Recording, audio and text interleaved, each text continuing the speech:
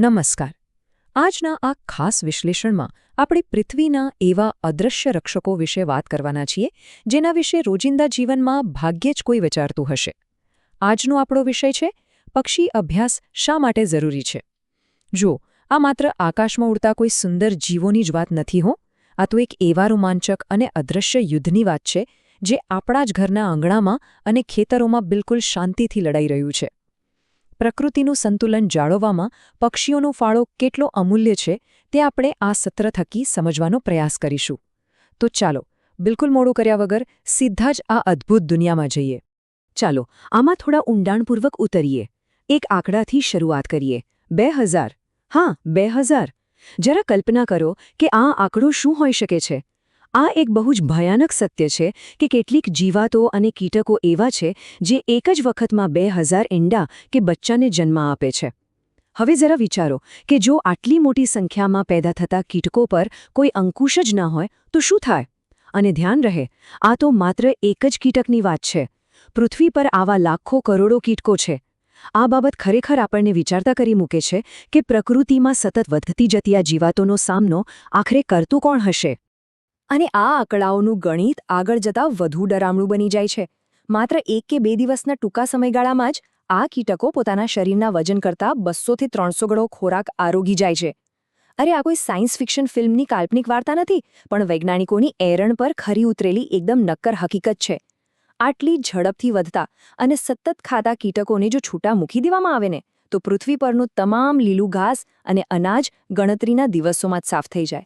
આ ભયાનક ગણિત જ દર્શાવે છે કે કીટકોનો આ હુમલો કેટલો ખતરનાક હોય છે.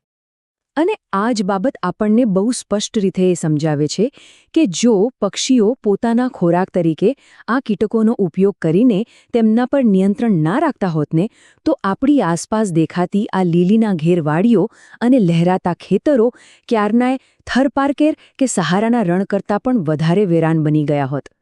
પક્ષીઓ જ છે જે આ કીટકો પર અંકુશ રાખીને આપણી પૃથ્વીને એક ઉજ્જડ રણ બનતી અટકાવે છે. આ બે બિલકુલ અલગ પરિસ્થિતિઓનો તફાવત જ પક્ષીઓની ગેરહાજરીના વિનાશક પરિણામની બહુ મોટી ચેતવણી આપે છે.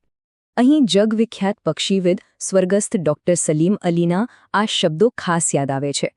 પક્ષીઓ માનવ વિના જીવી શકશે, પણ માનવ સૃષ્ટિ પક્ષીઓ વગર નાશ પામશે.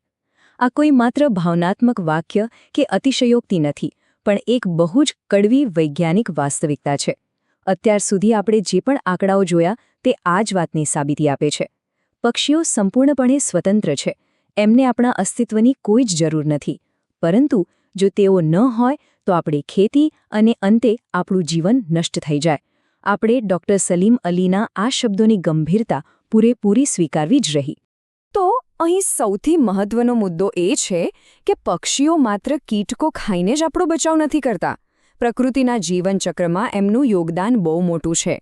પક્ષીઓ વનસ્પતિ વિનિમય કરે છે, પરાગનયન જેવી અતિ મહત્વની ક્રિયામાં સાથ આપે છે અને આહારજાળને સંતુલિત રાખીને સમગ્ર જીવસૃષ્ટિનું ચક્ર ફરતું રાખે છે. એટલું જ નહીં, શબનો નિકાલ કરવાનું કામ પણ એમના જ શિરે છે.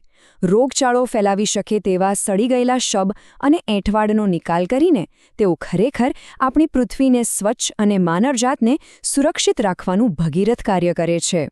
પરંતુ બહુ જ દુઃખ સાથે કહેવું પડે છે કે જે જીવો આપણા આટલા મોટા મદદગાર છે તેમની સાથે આપણો વ્યવહાર કેવો રહ્યો છે. માનવ દ્વારા થયેલો વિનાશ, કુદરતી સંપત્તિઓનું અતિદોહન અને બેફામ પ્રદૂષણ, આ બધું આપણી બેજવાબદારીની ચાડી ખાય છે. ઔદ્યોગિક વિકાસની આંજળી દોડમાં આપણે પક્ષીઓના આશ્રયસ્થાનરૂપી જંગલો કાપી નાખ્યા, જંતુનાશક દવાઓનો આડેધડ ઉપયોગ કર્યો.